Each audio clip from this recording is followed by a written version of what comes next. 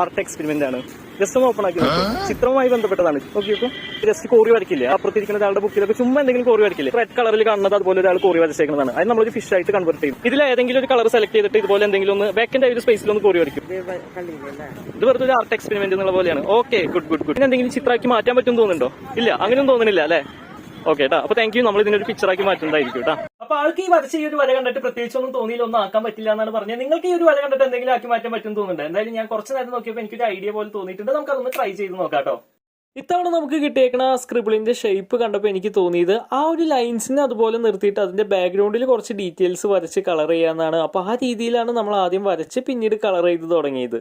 So final result ഇതുപോലെയാണ് കിട്ടിയത്. പിന്നെ നമ്മുടെ ചാനലിൽ ആർട്ട് റിലേറ്റഡ് ആയിട്ടുള്ള ഡിഫറെന്റ് കണ്ടന്റുകളൊക്കെ ചെയ്യണം എന്നാണ് എനിക്ക് ആഗ്രഹം. അതുകൊണ്ട് തന്നെ നിങ്ങൾക്ക് നമ്മുടെ ഭാഗത്തുനിന്ന് കാണാൻ ആഗ്രഹമുള്ള ആർട്ട് റിലേറ്റഡ് അല്ലെങ്കിൽ വേറെ എന്തെങ്കിലും കണ്ടന്റുകൾ ഉണ്ടെങ്കിൽ അതൊന്ന് ജസ്റ്റ് കമന്റ് ചെയ്ത് കഴിഞ്ഞാൽ നമുക്ക് അതൊക്കെ ചെയ്ത് നോക്കാം കേട്ടോ.